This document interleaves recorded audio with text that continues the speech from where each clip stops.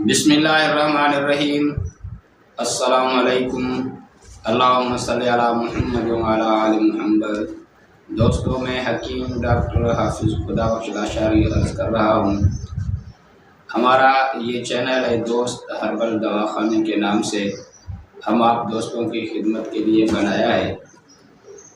تو رزق روزی تو ہر انسان کرتا ہے، مگر یہ خالص لوگوں کی خدمت کے لیے ہے کہ آج ہم جس موضوع پر بات کریں گے وہ شوگر کے متعلق بات کریں گے۔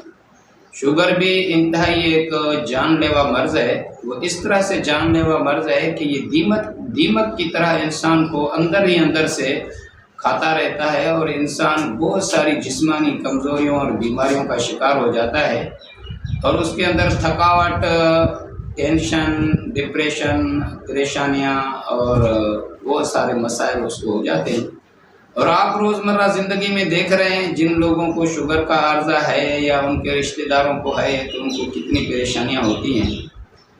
تو شوگر اصل میں ڈاکٹر لوگ تو کہتے ہیں دو قسم کی ہوتی ہے، ایک تو بلڈ شوگر ہوتی ہے جو صرف خون میں ہوتی ہے، اور ایک پیشاب کے ذریعے ہوتی ہے جس کو شوگر شکری کہتے ہیں۔ تو ہمارے طب میں حکیم انقلاب دوست محمد صابر ملتانی صاحب نے بڑی ریسرچ کی ہے طب کے اندر، اور بہت تحقیق کی ہے۔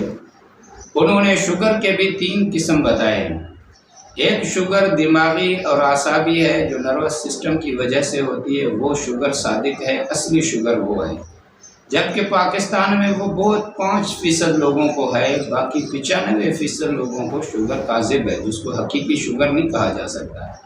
اور وہ عضلاتی شوگر ہے، قلبی ہے، یا دل کی وجہ سے یا مسکولر ٹیشوز کی وجہ سے، ان کی ڈسٹرب ہونے کی وجہ سے ہوتی ہے۔ اور تیسری شوگر جو ہے وہ کبدی ہے، وہ جگر کی وجہ سے یا گلینڈز کی وجہ سے ہوتی ہے۔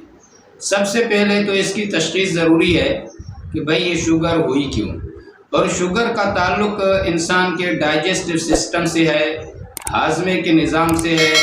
اس کے اندر معدہ اور لبلبہ ان کا بہت زیادہ کردار ہے۔ اب لوگوں کو ہم تھوڑا اویئرنیس دیتے ہیں، تعارف کرواتے ہیں، باقی پڑھانا اور سمجھانا تو ادھر بہت مشکل ہے کہ لوگوں کو ہم باقاعدہ پڑھانا شروع کر دیں اور سمجھانا، اور لبلبے پہ اور شوگر پہ اور اس کی بڑی تفصیلی اور ڈیپلی اور انتہائی گہرائی میں سمجھنے کی بات یہ ہے کہ یہ معدہ اور لبلبہ ڈسٹرب ہو جاتے ہیں، جس کی وجہ سے ہمارے جو حیاتی اعضاء ہیں، دل، دماغ اور جگر، ان پر اثر پڑتا ہے۔ اور دماغ کی وجہ سے پورا نروس سسٹم ڈسٹرب ہوتا ہے، اور دل کی وجہ سے پورا مسکولر سسٹم ڈسٹرب ہوتا ہے، اور جگر کی وجہ سے جگر اور گلینڈز کا سسٹم متاثر ہوتا ہے۔ اور ایک وقت میں ایک ہی ٹیشوز اور ایک ہی سسٹم جو ہے وہ انسان کا ڈسٹرب ہوتا ہے۔ تو لہٰذا پہلے تو یہ تشخیص ضروری ہے کہ یہ دماغی شوگر ہے، قلبی ہے یا کبدی ہے۔ اور تشخیص کے طب کے اندر 2-3 ذرائع ہیں جو ابو علی سینا نے اپنی کتاب القانون میں لکھا ہے۔ ایک تو حکیم لوگ نبض کے ذریعے تشخیص کرتے ہیں، اس کے اوپر ہم کبھی الگ سے ویڈیو بنائیں گے کہ بھئی نبض سے کیسے تشخیص ہو سکتی ہے۔ بہت سے لوگ کہتے ہیں کہ نبض سے تو امراض کی تشخیص ہو نہیں سکتی، جبکہ ابو علی سینا نے اپنی کتاب القانون میں بڑی وضاحت کے ساتھ نبض اور اس کی قسمیں لکھی ہیں، جس سے بالکل ایک عام آدمی بھی اگر ان کو پڑھے تو کم سے کم اتنا یقین ضرور کر لے گا کہ نبض کے ذریعے امراض کی تشخیص ہو سکتی ہے۔ دوسرا تشخیص کا ذریعہ ابو علی سینا نے اپنی کتاب میں لکھا ہے کہ چہرے سے امراض کی تشخیص ہوتی ہے۔ ایک ماہر طبیب اور ایک اچھا معالج مریض کا چہرہ دیکھ کے اور اس کی رنگت دیکھ کے اور اس کی ساری چیزیں دیکھ کے وہ اپنے مرض کی تشخیص کر سکتا ہے۔ تیسری چیز جو ابو علی سینا نے اپنی کتاب میں لکھی ہے القانون میں، وہ ہے قارورہ۔ قارورہ کہتے ہیں پیشاب کو۔ آپ لوگوں نے تاریخ میں دیکھا ہوگا، پہلے یہ لیبارٹریاں نہیں تھی، تو انسان صبح صبح پیشاب ایک صاف شیشے کی بوتل میں کرتے تھے، وہ لے جاتے تھے حکیم صاحب کے پاس، اور وہ اس کو دیکھتا تھا اور کچھ دیر اس کو رکھتا تھا۔ گھنٹے 2 گھنٹے بعد اس کے اندر جو رنگت تبدیل ہوتی تھی یا اس کے اندر جو کیفیت تبدیل ہوتی تھی، اس سے وہ مکمل اندرونی جسم کا تشخیص صحیح کر لیتا تھا کہ اس کو کیا بیماریاں ہو سکتی ہیں۔ اور یہ چیز ہمارے تجربات سے آئی، ہم نے خود استادوں کے پاس جب پڑھا دیکھا، مختلف مریض آتے تھے اور پھر زندگی میں مختلف مریضوں کا جو پیچیدہ مرض ہے، زیادہ تکلیف میں ہے، بہت سی بیماریاں اس کو لگی ہوئی ہیں، تو اس کو تشخیص کرنے کے لیے کہ بھائی اس کو اصل مرض کیا ہے، تو اس کے لیے جب ہم اس کا پیشاب دیکھتے ہیں تو یہ تجربے کی بات ہے، تجربے سے انسان بہت کچھ سیکھتا ہے۔ تو پیشاب بھی امراض کی تشخیص کا ایک بہت بڑا ذریعہ ہے۔ چوتھا ذریعہ جو ہے وہ علم العلامات ہے۔ جو مریض کو علامات ہوتی ہیں، جو ان کو تکلیفیں ہوتی ہیں، اس سے بھی مرض کی تشخیص ہو سکتی ہے۔ جبکہ ہم یہاں آن لائن خدمت کر رہے ہیں آپ ساتھیوں کی، تو ہر ساتھی کا آنا اور نبض دکھانا یا قارورہ دکھانا ممکن نہیں ہوتا۔ آپ جہاں پر بھی ہیں ہمارے واٹس ایپ پہ ہمارے ساتھ رابطہ کریں، تو ہم آپ سے کچھ چیزیں پوچھیں گے، کچھ علامات پوچھیں گے، اس کے ذریعے مکمل یہ تشخیص ہو سکتی ہے کہ آپ کو کس قسم کی شوگر ہے اور اس کا ہم کیا علاج کر سکتے ہیں۔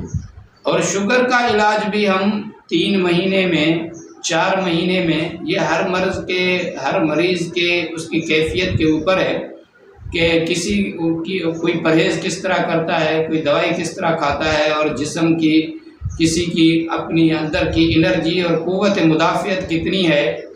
تو لہٰذا اصل جو طب کے اندر کسی پرانی بیماری کا جو علاج ہے وہ 3 مہینے اس لیے بتایا جاتا ہے کہ 3 مہینے کے اندر انسان کے جسم کا خون مکمل تبدیل ہو جاتا ہے، اور انسان کے جسم کے جو ٹیشوز ہیں، جو سیل ہیں، وہ بھی ہر 3 مہینے بعد مکمل تبدیل ہو جاتے ہیں۔ ہمارے جسم کے اندر انابولزم اور میٹابولزم کا سسٹم چلتا رہتا ہے، جس کو تعمیری عمل اور تخریبی عمل کہتے ہیں۔ تو کچھ ہمارے جسم کے سیل ٹوٹتے رہتے ہیں، کچھ نئے سیل بنتے رہتے ہیں، اور یہ بننے اور ٹوٹنے کا عمل ساری عمر زندگی جاری رہتا ہے۔ آپ اگر کسی انسان سے 6 مہینے، سال یا 2 سال نہیں ملے، اس کے بعد جب آپ ملتے ہیں تو اس کی شکل کے اندر، اس کے جسم کے اندر اور اس کی شیپ کے اندر بہت ساری تبدیلیاں واقع ہو جاتی ہیں۔ جو روز انسان ملتے رہتے ہیں وہ تو محسوس نہیں کرتے، جو کبھی کبھی دوست یا رشتہ دار ایک دوسرے سے ملتے ہیں تو آپ بہت اچھے طریقے سے محسوس کرتا ہے انسان کہ اس کے اندر جسمانی کتنی تبدیلیاں ہیں۔ تو اس لیے 3 مہینے کے اندر جب انسان کا مکمل خون تبدیل ہو جاتا ہے تو اس کے اندر کسی بھی پرانی بیماری کا مکمل علاج ہو جاتا ہے اور اس کے اثرات ختم ہو جاتے ہیں۔ تو شوگر کا علاج بھی جو ہمارا کورس ہے وہ 3 سے 4 مہینے کے اندر، پھر اس میں تھوڑا کم زیادہ وقت لگ سکتا ہے، وہ انسان کی طبیعت کے اوپر ہے۔ تو شوگر کی دوائی بھی ہم نے تعارفی قیمت اس کی اپنے لوگوں کے لیے، خدمت کے لیے صرف 3000 روپے رکھی ہے، کہ 1 مہینے کی دوائی صرف آپ کو 3000 میں، اور 3000 آج کے دور میں کوئی چیز نہیں ہے۔ لیبارٹری رپورٹیں اور ٹیسٹیں کتنی مہنگی ہے، علاج تو دور کی بات ہے، اور اس میں وہی ڈاک خرچ جو ہوگا، پرائیویٹ کوریئر کے ذریعے ہم دوائی بھیجتے ہیں، اس کے 500 روپے ہم الگ لیتے ہیں۔ تو یہ ہم خالص اپنے دوستوں کی خدمت کے لیے، اپنے تجربات سے انسانیت کو فائدہ پہنچانے کے لیے یہ چینل بنایا ہے۔ اگر ہماری ویڈیو آپ کو پسند آ جائے تو آپ اس کو سبسکرائب بھی کریں ہمارے چینل کو، اور دوستوں میں شیئر بھی کریں، اور اپنی دعاؤں میں یاد رکھیں۔